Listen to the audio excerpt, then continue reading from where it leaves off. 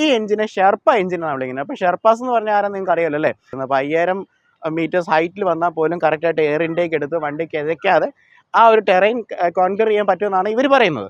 ഇനി ഏറ്റവും രസകരമായിട്ടുള്ള ഒരു സംഭവം എന്ന് പറഞ്ഞു കഴിഞ്ഞാൽ ഈ വാഹനത്തിന് ടെയിൽ ലാമ്പ് ഇല്ല. അതവിടെ കാണാം. ഇതുപോലെ എം എന്ന് പറഞ്ഞ സ്വിച്ച് മോഡാണ് കേട്ടോ. ഈ മോഡിൻ്റെ പ്രത്യേകത എന്ന് പറഞ്ഞു കഴിഞ്ഞാൽ ശരിക്കും പറഞ്ഞാൽ ഈ ഡിസ്പ്ലേയുടെ മോഡ് മാറ്റുക എന്നുള്ളതാണ്. അപ്പോൾ ഞാൻ ഈ എം ഞെക്കി പിടിച്ച് കഴിഞ്ഞാൽ അവിടെ എന്താ സംഭവിക്കുന്നത് നോക്കാം. എല്ലാ പ്രിയ കൂട്ടുകാർക്കും നമസ്കാരം. റോബ് മൈ ഷോയുടെ ഏറ്റവും പുതിയ എപ്പിസോഡിലേക്ക് സ്വാഗതം. തിരുവനന്തപുരത്ത് ആക്കുളത്താണ് നിൽക്കുന്നത്. വളരെ മനോഹരമായിട്ടുള്ളൊരു പ്രദേശമാണ്. ഇന്ന് നിങ്ങളുടെ ഉള്ളത് റോയൽ എൻഫീൽഡിൻ്റെ ഹിമാലയനാണ്. അപ്പോൾ ആ ഒരു പേരിൽ നിന്ന് തന്നെ നമുക്ക് മനസ്സിലാക്കാം ഇത് ഹിമാലയത്തിന് അല്ലെങ്കിൽ ഹിമാലയ സ്ഥാനങ്ങൾ കയറാൻ വേണ്ടിയുള്ള ഒരു വാഹനമാണെന്നുള്ള കാര്യം. കാരണം എല്ലാ ആൾക്കാരെ സംബന്ധിച്ച് നോക്കുമ്പോൾ അല്ലെങ്കിൽ യാത്രാ പ്രേമികളെ സംബന്ധിച്ച് നോക്കുമ്പോഴും ഏറ്റവും വലിയ ആഗ്രഹം എന്ന് പറഞ്ഞാൽ ലേ ലഡാക്കൊക്കെ പോയി അല്ലെങ്കിൽ ഹിമാലയത്തിലൊന്ന് കയറി നമ്മുടെ ആ ഒരു മഞ്ഞ് മൂടിയ പർവ്വതങ്ങൾക്കിടയിൽ കൂടെയും ഈ പറയുന്ന പോലെ ചരളും മണ്ണുകൾക്കിടയിൽ കൂടെയൊക്കെ യാത്ര ചെയ്ത് തിരിച്ചു വരിക എന്നുള്ളതായിരിക്കും എല്ലാവരുടെ ഒരു ആഗ്രഹം എന്ന് പറയുന്നത്. പഴയ കാരണന്മാർ പറയും പണ്ട് ഇങ്ങനെയാണ്, അതായത് നമ്മൾ ഒരു പ്രായമൊക്കെ കഴിഞ്ഞ് കഴിഞ്ഞാൽ ഹിമാലയത്തിൽ പോയി സന്യസിക്കുക എന്നൊക്കെ പറയുന്ന പോലെ എല്ലാവരുടെയും ആഗ്രഹം ഉള്ളിൻ്റെ ഉള്ളിലൊരു കാര്യമാണ് ഹിമാലയത്തിലേക്ക് പോകുക എന്നുള്ളത്. അപ്പം അതിനുവേണ്ടി മാത്രം ഒരു ബൈക്ക് ഉണ്ടാക്കുക എന്ന് പറയുന്നത് ഒരു വലിയൊരു പ്രത്യേകതയാണ്. അപ്പം അത് നമുക്കറിയാം, നമുക്ക് ഏറ്റവും ലെഗസി ആയിട്ടുള്ള നമുക്കൊരു വികാരമാണ് റോയൽ എൻഫീൽഡ് എന്ന് പറയുന്നത്. അപ്പോൾ റോയൽ എൻഫീൽഡിൻ്റെ ഹിമാലയൻ ഓൾറെഡി ഹിമാലയൻ ഉണ്ടായിരുന്നു. ഏറ്റവും പുതിയ ഹിമാലയനാണ് നിങ്ങളിന്ന് പരിചയപ്പെടുന്നത്. അപ്പം ഈ ഒരു വീഡിയോയിലേക്ക് പോകുന്നതിന് മുമ്പ് ഇതുവരെ നമ്മുടെ പേജ് ഒന്ന് ഫോളോ ചെയ്തിട്ടില്ല, തീർച്ചയായിട്ടും ഒന്ന് ഫോളോ ചെയ്യുക. അതുപോലെ യൂട്യൂബ് ചാനലും അതുപോലെ നമ്മുടെ ഇൻസ്റ്റാഗ്രാം പേജും എല്ലായിടത്തും റോബ് മൈ ഷോ എന്നാണ്. അപ്പോൾ എല്ലാവരും ഒന്ന് ഫോളോ ചെയ്തേക്കണം. So again welcome to Rob my show. അപ്പോൾ നമ്മളിന്ന് പരിചയപ്പെടാൻ പോകുന്ന റോയൽ എൻഫീൽഡിൻ്റെ ഏറ്റവും പുതിയ ഹിമാലയനാണ്. അപ്പോൾ ആ ഒരു വാഹനത്തിൻ്റെ ലുക്ക് നിങ്ങൾക്ക് അവിടെ നിന്ന് തന്നെ ഫ്രെയിമിൽ കാണുമെന്ന് തന്നെ മനസ്സിലാവും. ഒരുപാട് വ്യത്യാസങ്ങൾ, നേരത്തെ ഹിമാലയക്കാരിലും മൊത്തം അടിമുടി മാറ്റങ്ങൾ കൊണ്ടുവന്നിട്ടുണ്ട്. ഭയങ്കര രസമാണ്. അപ്പോൾ രണ്ട് തരത്തിലുള്ള വർത്താനമുണ്ട്. നേരത്തെ ഹിമാലയത്തിൻ്റെ ടാങ്കാണ് കാണാൻ കൊള്ളാവുന്നത്, ഇത് അത്ര പോരാ എന്ന് പറയുന്നവരുണ്ട്. എന്നാൽ ഈ ഒരു ലുക്ക് ഇഷ്ടപ്പെട്ട ഒരുപാട് പേരുണ്ട്. അപ്പോൾ ഈ വണ്ടിക്ക് ഒരുപാട് പ്രത്യേകതകളുണ്ട്. പ്രത്യേകിച്ച് ഇതൊരു അഡ്വഞ്ചർ ടൂററായിട്ട് വരുന്ന വിഭാഗത്ത് വരുന്ന ഒരു വാഹനമാണ്. ഓഫ് റോഡുകൾക്ക്, അതായത് റോഡ് ഉള്ള ഒരു സ്ഥലത്ത് ഓടിക്കാനും റോഡ് ഇല്ലാത്ത സ്ഥലത്ത് ഓടിക്കാനും വേണ്ടി ഉണ്ടാക്കിയിരിക്കുന്ന ഒരു വാഹനമാണ് ഈ റോയൽ എൻഫീൽഡിൻ്റെ ഹിമാലയൻ എന്ന് പറയുന്നത്. അപ്പം മൊത്തത്തിൽ നമ്മൾ നോക്കുകയാണെങ്കിൽ 1510 മില്ലിമീറ്ററാണ് വീൽ ബേസ് എന്ന് പറയുന്നത്. അപ്പം ഒരു ഓഫ് റോഡ് വണ്ടിക്ക് വേണ്ടുന്ന എല്ലാ പ്രത്യേകതകളും ഈ വണ്ടിക്കകത്ത് ഇൻറ്റഗ്രേറ്റ് ചെയ്തിട്ടുണ്ട്. പ്രത്യേകിച്ച് അതിൻ്റെ നമ്മൾ ഓരോ കാര്യങ്ങളും നമ്മൾ എടുത്തു നോക്കിയാലും ഓഫ് റോഡിന് പ്രത്യേകതയ്ക്ക് അനുസരിച്ച് വേണ്ടിയാണ് വാഹനം നിർമ്മിച്ച് വെച്ചിരിക്കുന്നത്. അപ്പോൾ നമുക്കൊന്ന് ഇതിൻ്റെ മൊത്തം വിശേഷങ്ങൾ നോക്കാം. മൊത്തം 17 ലിറ്ററിൻ്റെ ഒരു ടാങ്ക് നമുക്ക് കാണാൻ പറ്റും. അതാണല്ലോ ഒരു വാഹനത്തിൻ്റെ ഏറ്റവും അട്രാക്റ്റീവ് ആയിട്ടുള്ള ഒരു ഫീച്ചറായിട്ട് വരുന്നത്. അപ്പോൾ ഒരു 17 ലിറ്ററിൻ്റെ വലിയൊരു ടാങ്ക് ഉണ്ട്. ഒരു ക്യാമറ്റ് വൈറ്റ് എന്ന് പറയുന്ന ഒരു കളറാണ് നമ്മൾ കണ്ടുകൊണ്ടിരിക്കുന്നത്. ഇപ്പോൾ ഇതിനകത്തൊക്കെ ഗ്രാഫിക്സ് ചെയ്ത് കഴിഞ്ഞാൽ അസാധ്യ ലുക്കായിരിക്കും. അപ്പോൾ അതിനകത്ത് ഒരു സ്റ്റിക്കർ ഹിമാലയൻ റോയൽ എൻഫീൽഡ് എന്ന് പറയുന്ന സ്റ്റിക്കർ നമുക്ക് കാണാം. അതുപോലെ തന്നെ നമുക്ക് ഫ്യൂവലിൻ്റെ ലിഡും കാര്യങ്ങളൊക്കെ അവിടെ പ്ലേസ് ചെയ്തിട്ടുണ്ട്. അത്യാവശ്യം നല്ല വലിപ്പമുള്ള ടാങ്കാണ്. നല്ല വലിപ്പമുള്ള ടാങ്കിൻ്റെ ഒരു പ്രത്യേകത എന്ന് പറഞ്ഞാൽ നല്ല ഒതുക്കമുള്ളൊരു ടാങ്കാണ്. അതാണ് കാരണം വെച്ച് കഴിഞ്ഞാൽ ഈ വശത്ത് ഭയങ്കര വീതിയാണെന്നുണ്ടെങ്കിൽ ഇങ്ങോട്ട് വരുമ്പോൾ ആ വീതി കുറഞ്ഞ് ആ സീറ്റുകളിലേക്ക് ഒഴുകി ഇറങ്ങുന്ന ഒരു ഡിസൈനിലാണ് അത് ചെയ്തു വെച്ചിരിക്കുന്നത്. നമുക്ക് ഡ്യുവൽ സീറ്റ്സ് നമുക്ക് കാണാനായിട്ട് പറ്റും. അത്യാവശ്യം നല്ല വീതിയുള്ള സീറ്റുകളാണ് കൊടുത്തിരിക്കുന്നത്. എന്നാൽ നമ്മൾ ഫ്രണ്ടിലോട്ട് ഇറങ്ങിയിരുന്ന് കഴിഞ്ഞാൽ നമുക്ക് ആ ഒരു വീതി കുറഞ്ഞ സീറ്റ് വരുന്നതുകൊണ്ട് നമുക്ക് ഈസി ആയിട്ട് കാല് നമുക്ക് നിലത്ത് ചവിട്ടാനായിട്ട് പറ്റും. അപ്പോൾ ഈ ഒരു വാഹനത്തിൻ്റെ ഹൈറ്റിനൊരു പ്രത്യേകതയുണ്ട്. നമ്മളിപ്പോൾ വാഹനത്തിൽ കയറിയിരിക്കുന്ന സമയത്ത് 825 മില്ലിമീറ്ററാണ് വാഹനത്തിൻ്റെ ഹൈറ്റ്. ഇപ്പം ഞാൻ സ്റ്റാൻഡിൽ വെച്ചിരിക്കുന്നതുകൊണ്ട്, കാരണം ഈ വാഹനം ഭയങ്കര വെയിറ്റാണ്. ഏകദേശം നമുക്ക് കേർബ് വെയിറ്റ് എന്ന് പറയുന്നത് 196 കിലോ ഉള്ള ഒരു വാഹനമാണ്. ശരിക്കും പറഞ്ഞാൽ നല്ല ആരോഗ്യം ഉണ്ടെങ്കിൽ മാത്രമേ നമുക്ക് ഈ വാഹനം എടുത്തുകൊണ്ട് പോകാനായിട്ട് പറ്റുള്ളൂ. കയ്യിൽ നിന്ന് ചെരിഞ്ഞൊക്കെ പോയി കഴിഞ്ഞാൽ ചെരിച്ചിട്ടിട്ട് പിന്നെ പൊക്കിയെടുക്കാനേ പറ്റുള്ളൂ എന്നാണ് എനിക്ക് തോന്നുന്നത്. ഓക്കെ, അപ്പം ഞാൻ ഈ വാഹനത്തിൻ്റെ ഈ സീറ്റിലിരിക്കുന്ന സമയത്ത് ഈ സീറ്റിനൊരു പ്രത്യേകതയുണ്ട്. ഈ സീറ്റ് ഹൈറ്റ് നമുക്ക് അഡ്ജസ്റ്റ് ചെയ്യാൻ പറ്റും എന്നുള്ളതാണ്. അത് 825 മില്ലിമീറ്ററാണ് സ്റ്റാൻഡേർഡ് ആയിട്ടുള്ള സീറ്റ് ഹൈറ്റ് എന്ന് പറയുന്നത്. നമുക്കത് 805 കുറയ്ക്കാനും 835 കൂട്ടാനും പറ്റുന്ന ഒരു തരത്തിലാണ് ഇതിൻ്റെ സീറ്റിൻ്റെ അഡ്ജസ്റ്റ്മെൻറ്റ്സ് ഉള്ളത്. അത് ഞാൻ കുറച്ച് കഴിഞ്ഞ് ഞാൻ കാണിച്ചു തരാം. അപ്പം ബേസിക്കലി ഇതാണ് വാഹനത്തിൻ്റെ ഒരു ഹൈറ്റ് എന്ന് പറയുന്നത്. അപ്പോൾ ഹൈറ്റും വെയിറ്റും നിങ്ങൾക്ക് ഏകദേശം നമുക്ക് കിട്ടി. അപ്പോൾ ഇനി നമുക്ക് ഡിസൈനിലേക്ക് പോകാം. അപ്പം ഈ ഒരു വാഹനത്തിലേക്ക് വരുന്ന സമയത്ത് നമുക്ക് ഏറ്റവും ഫ്രണ്ടിൽ നിന്ന് തന്നെ തുടങ്ങാം. ഏറ്റവും വലിയ പ്രത്യേകത എന്ന് പറഞ്ഞാൽ വാഹനത്തിൻ്റെ ലൈറ്റ്സ് എല്ലാം LED മാറ്റിയിട്ടുണ്ടെന്നുള്ളതാണ് ഏറ്റവും വലിയ പ്രത്യേകത എന്ന് പറയുന്നത്. ഫ്രണ്ടിലാണെങ്കിലും നമുക്ക് ആ വലിയ ഒരു റൗണ്ട് ഹെഡ് ലാംപ്സ് നമുക്ക് കാണാനായിട്ട് പറ്റും. അതുപോലെ തന്നെ അതിന് തൊട്ട് മുകളിലായിട്ട് തന്നെ ഒരു വിൻഡ് വൈസർ കൊടുത്തിട്ടുണ്ട്. അപ്പോൾ അതും വളരെ ഭംഗിയായിട്ടുണ്ട്. പക്ഷേ ഇച്ചിരി വലിയ വിൻഡ് വൈസേഴ്സ് ഒക്കെ വേണമെങ്കിൽ നമുക്ക് ആ വാഹനത്തിനകത്ത് നമുക്ക് ആഡ് ചെയ്യാൻ പറ്റുന്ന തരത്തിലേക്കാണ് ഇത് ചെയ്തിരിക്കുന്നതെന്ന് പറഞ്ഞു കഴിഞ്ഞാൽ. അതുപോലെ തന്നെ ടേൺ ഇൻഡിക്കേറ്റേഴ്സ് നമുക്ക് തൊട്ട് താഴെയായിട്ട് നമുക്ക് കാണാനായിട്ട് പറ്റും. അതിൻ്റെ സൈഡിലായിട്ട് നമുക്ക് നല്ല ഒരു സേഫ്റ്റി റെയിലിംഗ്, ഒരു ഗാർഡ് നമുക്കിവിടെ കാണാനായിട്ട് പറ്റും. പെട്രോൾ ടാങ്ക്, കാരണം ഇത് ഓഫ് റോഡ് വാഹനമായിട്ട് മറിഞ്ഞു വീണാൽ തന്നെ ടാങ്കിന് ചളുക്കമൊന്നും ഉണ്ടാകാതിരിക്കാൻ വേണ്ടിയുള്ള നല്ല ഒരു ഗാർഡ് അവിടെ കൊടുത്തിട്ടുണ്ട്. അതിനകത്ത് റോയൽ എൻഫീൽഡിൻ്റെ ബാഡ്ജിങ് നമുക്ക് അവിടെ കൊടുത്തിരിക്കുന്നത് നമുക്ക് കാണാനായിട്ട് പറ്റും. അതുപോലെ തന്നെ നമുക്ക് ഇതൊരു പക്ക ഒരു ഓഫ് റോഡർ ആയതുകൊണ്ട് തന്നെ, കാരണം വെച്ച് കഴിഞ്ഞാൽ ചെളിക്കകത്തോടൊക്കെ പോകേണ്ടത് തന്നെ ഇതിന് 2 മഡ് ഗാർഡ്സ് ആണുള്ളത്. മെയിനായിട്ട് കണ്ടോ, നല്ല ഫൈബറിലൊരു മഡ് ഗാർഡാണ് ഇവിടെ കൊടുത്തിരിക്കുന്നത് പറയാം. മെറ്റൽ പാർട്സ് വളരെ കുറവാണ്. കാരണം എന്ന് വെച്ച് കഴിഞ്ഞാൽ ഫൈബേഴ്സിൻ്റെ ഒരു പ്രത്യേകത എന്ന് പറഞ്ഞു കഴിഞ്ഞാൽ അതൊന്നെങ്കിൽ ബെൻഡ് ചെയ്ത് കൊടുക്കും വണ്ടി വീഴുന്ന സമയത്ത്, അല്ലെന്നുണ്ടെങ്കിൽ അത് പൊട്ടിപ്പോവുകയാണ് ചെയ്യുന്നത്. അപ്പം നമുക്ക് ഒരു യാത്രയ്ക്ക് തടസ്സമില്ലാത്ത രീതിയിലേക്ക് വാഹനം നമുക്ക് ഓടിക്കാൻ പറ്റുന്ന രീതിയിലാണ് ആ ഒരു മഡ് ഗാർഡ്സ് കൊടുത്തിരിക്കുന്നത്. അതിൻ്റെ തൊട്ട് താഴെയായിട്ട് നമുക്ക് ടയറിനോട് ചെളി തെറിക്കാതിരിക്കാനുള്ള ഒരു മഡ് ഗാർഡും കൂടെ പ്രൊവൈഡ് ചെയ്തിട്ടുണ്ട്. അപ്പോൾ ഈ 2 മഡ് ഗാർഡ്സ് ആണ് ഇതിന് പൊതുവേ ഉള്ളത്. ഇനി നമുക്ക് ഇതിൻ്റെ സസ്പെൻഷനെ കുറിച്ച് പറഞ്ഞു കഴിഞ്ഞാൽ, ഒരു ഓഫ് റോഡ് വണ്ടിയുടെ സസ്പെൻഷൻ എന്ന് പറയുമ്പോൾ, അല്ലെങ്കിൽ ഒരു ലോങ് ട്രാവലിന് ഉപയോഗിക്കുന്ന വാഹനത്തിൻ്റെ സസ്പെൻഷൻ എന്ന് പറഞ്ഞാൽ ഒന്ന് ഓഫ് റോഡിനും പറ്റുന്നതായിരിക്കണം, അതുപോലെ തന്നെ നമുക്ക് ലോങ് ട്രാവലറിനും പറ്റുന്നതായിരിക്കും. അപ്പം അതിൻ്റെ ഒരു ട്യൂണിങ് ഭയങ്കര ഡിഫറൻ്റ് ആയിരിക്കും. അപ്പം നമുക്ക് ഈ വാഹനത്തിന് കൊടുത്തിരിക്കുന്നത് ലോകോത്തര കമ്പനിയായിട്ടുള്ള ഷോവയുടെ സസ്പെൻഷനാണ് വാഹനത്തിനകത്ത് കൊടുത്തിരിക്കുന്നത്. അപ്സൈഡ് ഡൗൺ ആയിട്ട് വരുന്ന ഫോർക്കുകളാണ്. 43 mm ആണ് അതിൻ്റെ ഒരു സൈസ് എന്ന് പറയുന്നത്. അതുപോലെ 200 മില്ലിമീറ്റർ ട്രാവൽ വരുന്ന ഒരു ഫോക്സാണ് വാഹനത്തിനകത്ത് കൊടുത്തിരിക്കുന്നത്. അതുകൂടാതെ ഇവിടെ നമുക്കൊരു കവർ കൊടുത്തിട്ടുണ്ട് കേട്ടോ, ഹിമാലയൻ എന്ന് പറഞ്ഞൊരു കവർ കൊടുത്തിട്ടുണ്ട്. അത് വേറെ ഒന്നുമല്ല, ഈ ഷോക്ക് എന്ന് പറയുന്നത് ഒരു മൂവ്മെൻ്റ് ഉള്ള സാധനമാണല്ലോ. അപ്പോൾ ഇങ്ങനെ കട്ടർ അനുസരിച്ച് മുകളിലോട്ട് മൂവ്മെൻ്റ് ഉള്ളത്. അപ്പോൾ അതിനകത്ത് ചെളിയും മണ്ണും ഒക്കെ അടിച്ച് അത് ആ ഷോക്ക് ഡാമേജ് ആകാതിരിക്കാൻ വേണ്ടിയുള്ള ഒരു കവറും കേസിംഗ് ആണ് അവിടെ കൊടുത്തിരിക്കുന്നത്. അപ്പം അതും ഭയങ്കര ഭംഗിയായിട്ട് അത് അറേഞ്ച് ചെയ്തിട്ടുണ്ട്. സൈഡിൽ നമുക്കൊരു റിഫ്ലക്ടർ നമുക്ക് കാണാനായിട്ട് വരും. പിന്നെ താഴോട്ട് വരുന്ന സമയത്ത് ബ്രേക്കിംഗ് സിസ്റ്റമാണ്. ഒരു ഓഫ് റോഡർ അല്ലെങ്കിൽ ലോങ് റൈഡ് ചെയ്യുന്ന ഒരു വാഹനത്തിന് ഭയങ്കര നിർബന്ധമായിട്ടുള്ള കാര്യം എന്ന് പറഞ്ഞാൽ നല്ല ബ്രേക്കിംഗ് സിസ്റ്റമാണ്. അപ്പോൾ ലോകോത്തര കമ്പനിയായിട്ടുള്ള ബൈബറിൻ്റെ ബ്രേക്കിംഗ് സിസ്റ്റംസ് ആണ് നമുക്ക് കാണാനായിട്ട് നമുക്ക് സാധിക്കുന്നത്. അതുപോലെ തന്നെ വലിയ ഡിസ്കുകളാണ്, 320 mm വലിപ്പമുള്ള ഡിസ്കുകൾ നമുക്ക് കാണാനായിട്ട് പറ്റും. അത് വെന്റിലേറ്റഡ് ആയിട്ട് വരുന്ന ഡിസ്കുകളാണ്. ഡ്യുവൽ കാലിപ്പേഴ്സ് വരുന്നുണ്ട്. ഫ്രണ്ടിലും ബാക്കിലും ABS വാഹനത്തിനകത്ത് പ്രൊവൈഡ് ചെയ്തിട്ടുണ്ട് എന്നുള്ളതും ഒരു പ്രത്യേകതയാണ്. അതുപോലെ തന്നെ നമുക്ക് സ്പോക്കുകളിലേക്ക് നോക്കുകയാണെന്നുണ്ടെങ്കിൽ നല്ലക്ക് സ്പോക്ഡ് ആയിട്ട് വരുന്ന അലോയ്സ് ആണ്. അത് നല്ലൊരു റെട്രോ സ്റ്റൈൽ മെയിൻറ്റെയിൻ ചെയ്യാനായിട്ട് സാധിക്കുന്നുണ്ട്. ടയേഴ്സിലേക്ക് വരുവാണെന്നുണ്ടെങ്കിൽ ഫ്രണ്ടിൽ വീതി കുറഞ്ഞ വലിയ ടയേഴ്സാണ്, 21 ഇഞ്ചോളം വരുന്ന ടയേഴ്സാണ്. C8-ൻ്റെ ആണ് സ്റ്റോക്ക് ടയേഴ്സ് വരുന്നത്. അപ്പം ഇതാണ് ഫ്രണ്ടിൽ നിന്നുള്ള ഒരു ലുക്ക് എന്ന് പറയുന്നത്.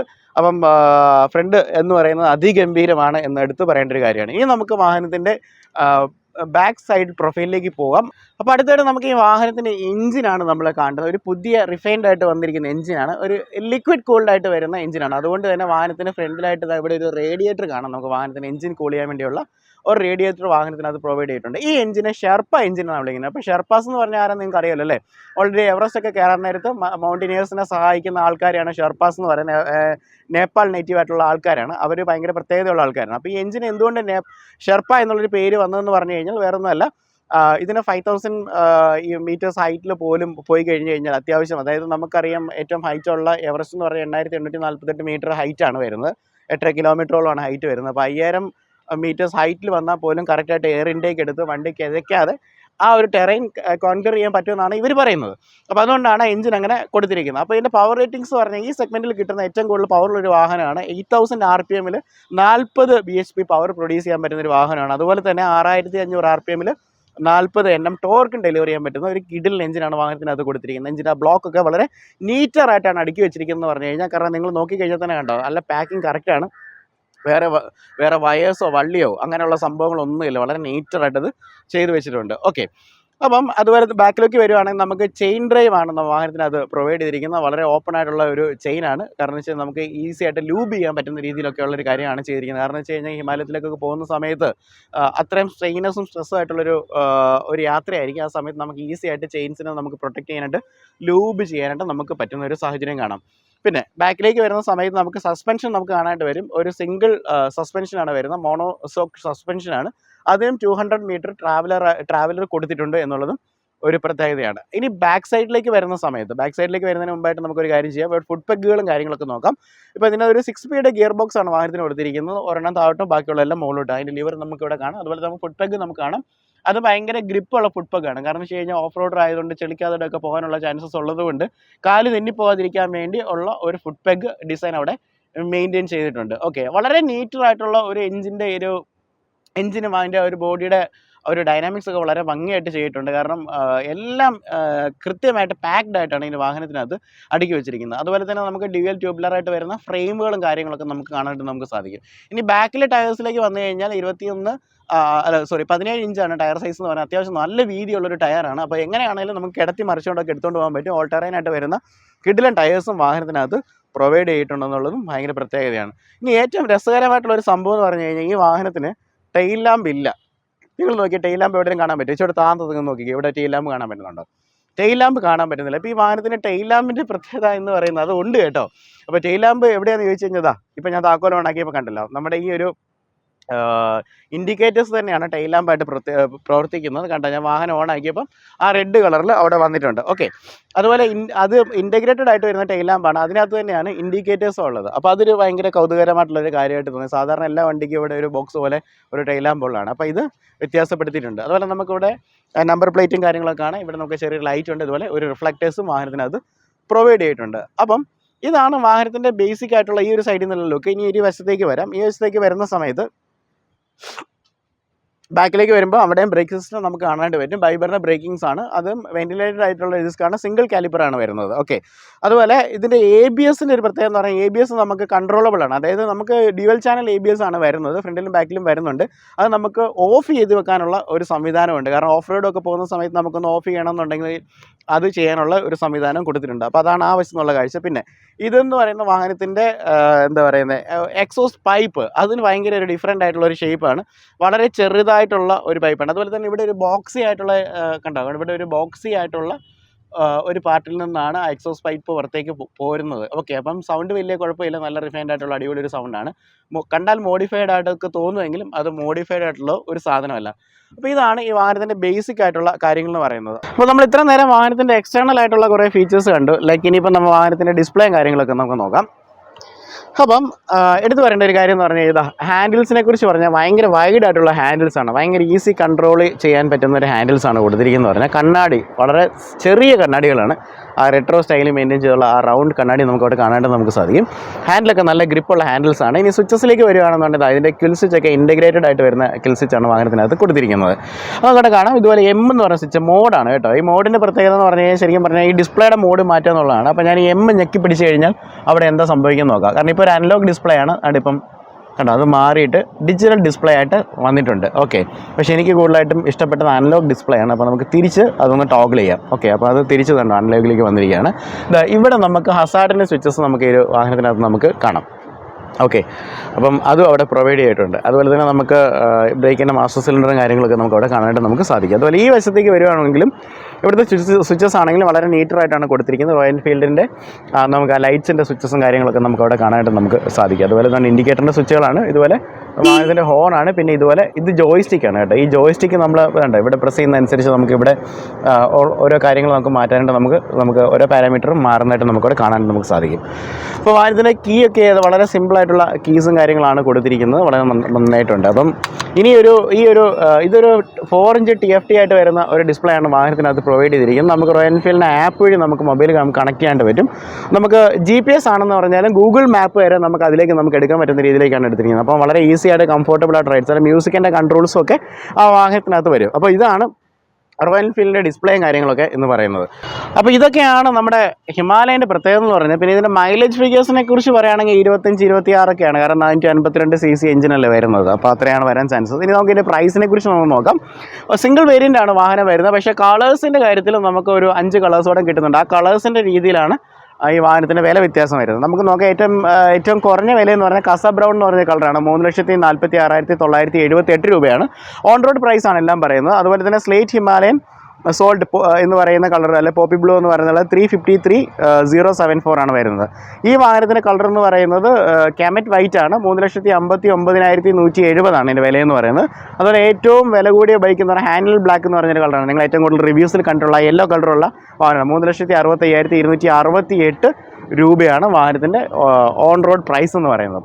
അപ്പം നമുക്ക് ഈ ഒരു വാഹനം ഞാനിപ്പം കുറച്ച് നേരം ഞാൻ ഓടിച്ചുകൊണ്ടാണ് വന്നത്. അപ്പോൾ ഇനി ഓടിക്കുന്ന സമയത്ത് അതിൻ്റെ കുറച്ചായിട്ടുള്ള ഒരു എക്സ്പീരിയൻസും കൂടെ നിങ്ങളോട് പറയാം. നമുക്ക് ഈ വാഹനം നമുക്ക് ഡ്രൈവ് ചെയ്യാനായിട്ട്, അല്ലെങ്കിൽ നമുക്ക് ടെസ്റ്റ് ഡ്രൈവിന് തന്നിരിക്കുന്നത് തിരുവനന്തപുരത്ത് സ്റ്റാച്യൂലുള്ള മരക്കാർ മോട്ടേഴ്സ് എന്നാണ്. അപ്പം നമ്മളെപ്പോഴും അവരെ വിളിക്കാറുണ്ട്. അപ്പോൾ ആ വാഹനം നമുക്ക് ഇന്ന് തന്നു വിട്ടിരിക്കുകയാണ്. അപ്പം ഇതാണ് ബേസിക്കലി വാഹനത്തിൻ്റെ ഒരു ലുക്കുകളും അതിൻ്റെ എസ്തെറ്റിക്സ് എന്ന് പറയുന്നത്. ഇനി നമുക്ക് വാഹനം ഒന്ന് ഡ്രൈവ് ചെയ്ത് നോക്കാം. അപ്പോൾ അതിന് മുമ്പായിട്ട് ഇതിൻ്റെ സീറ്റിൻ്റെ അഡ്ജസ്റ്റ്മെൻറ്റും കൂടെ നിങ്ങളെ കാണിച്ചു തരാം. ഞാൻ കാണിച്ചു തരാമെന്ന് പറഞ്ഞിട്ടുണ്ടായിരുന്നല്ലോ. അപ്പം നമ്മൾ ബേസിക്കലി ചെയ്യേണ്ടതെന്ന് പറഞ്ഞാൽ താക്കോലെടുത്ത് ഇവിടെ ഒരു കിലാച്ച് ഉണ്ട്, ഇട്ട് കഴിഞ്ഞാൽ നമുക്ക് ഈ സീറ്റ് നമുക്ക് ഊരിയെടുക്കാം.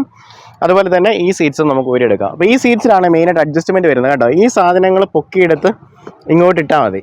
അപ്പം മുകളിൽ ഇടുന്നതനുസരിച്ച് ഹൈറ്റ് കൂടും. ഇത് കുറച്ച് ഇടുക വേണ്ടത്. അപ്പോൾ നമ്മളിത് കുറച്ചിട്ട് ഇനിയിപ്പോൾ ഇത് നമുക്ക് കൂട്ടണമെന്നുണ്ടെങ്കിൽ ഇങ്ങനെ വെച്ചാൽ മതി. ഓക്കെ, അപ്പോൾ ഇങ്ങനെയാണ് ഇതിൻ്റെ ഹൈറ്റ് അഡ്ജസ്റ്റ് ചെയ്യുന്നത്. അതിന് ശേഷം നമുക്ക് തിരിച്ച് ഇത് അതങ്ങനെ കൃത്യമായിട്ട് വെക്കാം.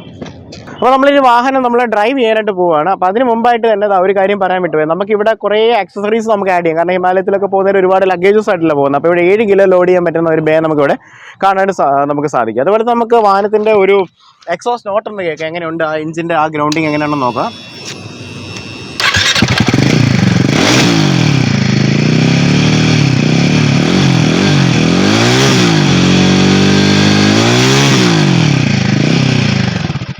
വളരെ സ്മൂത്തറായിട്ടുള്ള ഒരു വോയിസ് ആണ് വാഹനത്തിനുള്ള. നല്ലൊരു എക്സോസ് നോട്ടാണ്. കാരണം നമ്മൾ ഈ ഒരു എക്സോസ് പൈപ്പ് കാണുമ്പോൾ നമ്മൾ വിചാരിക്കും ലൈക്ക് അതിൻ്റെ സൗണ്ട് അത്ര കൊള്ളില്ല എന്ന് വിചാരിക്കും. പക്ഷേ അത് ഭയങ്കര റിഫൈൻഡ് ആയിട്ടൊരു സൗണ്ടാണ്. അപ്പോൾ നമുക്കൊന്ന് വാഹനം ഓടിച്ചു നോക്കാം. അപ്പോൾ നമ്മൾ ഈ ഒരു വാഹനം ഒന്ന് ഓടിക്കാനായിട്ട് പോവുകയാണ്. അത്യാവശ്യം ഭയങ്കര നോയ്സി ആയിട്ടുള്ള ഒരു എൻവയൺമെൻറ്റ് ആണ്. അതുകൊണ്ട് ഓടി എത്രമാത്രം കിട്ടുമെന്ന് അറിയത്തില്ല. എന്നാൽ നമുക്കൊന്ന് ട്രൈ ചെയ്ത് നോക്കാം.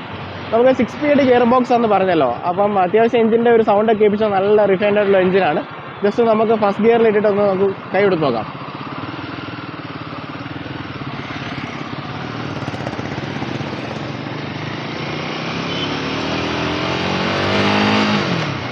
ഫസ്റ്റ് ഗിയറിൽ ഒരു 40 ഒക്കെ പോകുന്നുണ്ട് വണ്ടി.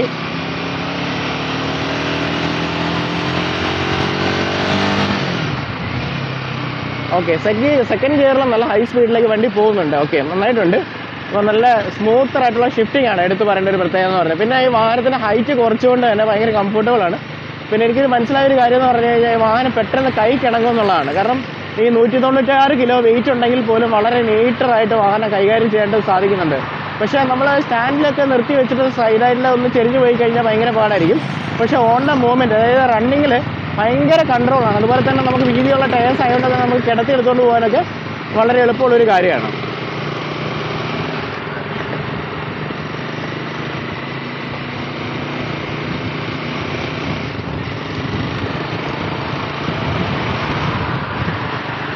ആറാമത്തെ ഗിയറിലൊക്കെ ഇടുമ്പോൾ വളരെ സൂപ്പർ സ്മൂത്തായിട്ടാണ് കേട്ടോ പോകുന്നതെന്ന് പറഞ്ഞു കഴിഞ്ഞാൽ. പിന്നെ സ്ലിപ്പർ ക്ലച്ചൊക്കെ വരുന്നതുകൊണ്ട് തന്നെ നമുക്ക് ഈ ലോ എൻഡ് ടോർക്കിലൊക്കെ വളരെ കൃത്യമായിട്ട് നമുക്കൊരു വാഹനം നമുക്ക് നോക്കിംഗ് ഇല്ലാതെ ഓടിക്കാനൊക്കെ നമുക്ക് സാധിക്കുന്നുണ്ട്.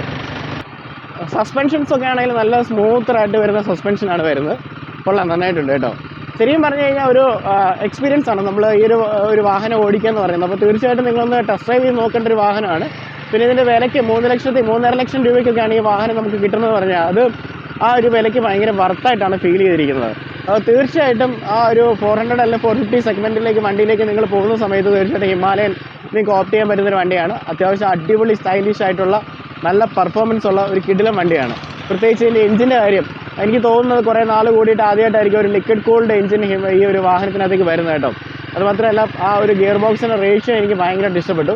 അപ്പോൾ തീർച്ചയായിട്ടും നിങ്ങൾ ഈ വാഹനം ടെസ്റ്റ് ചെയ്യണം. അപ്പം ടെസ്റ്റ് ഡ്രൈവ് ചെയ്യണം. നമ്മുടെ തിരുവനന്തപുരത്തുള്ളവർ നമ്മുടെ മരക്കാർ മോട്ടോഴ്സിൽ നമ്പർ ഞങ്ങൾക്ക് താഴെ കൊടുത്തേക്കാം. അവിടെ ശരത്താണ് നമുക്ക് വാഹനം അറേഞ്ച് ചെയ്ത് തരുന്നത്. അപ്പം ശരത്തിന് നമ്പർ കൊടുക്കാം, നിങ്ങൾക്ക് ടെസ്റ്റ് ഡ്രൈവ്സ് അറേഞ്ച് ചെയ്ത് തരും. അതുപോലെ നിങ്ങൾ ആരെങ്കിലും ഈ വണ്ടി ബുക്ക് ചെയ്തിട്ടുണ്ടെങ്കിൽ തീർച്ചയായിട്ടും ഒന്ന് അറിയിക്കുക.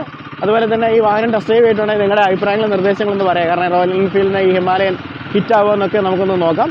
അപ്പോൾ പുതിയൊരു വീഡിയോ ആയിട്ട് കണ്ടുമുട്ടാം. This is Robin signing off from Rob my show.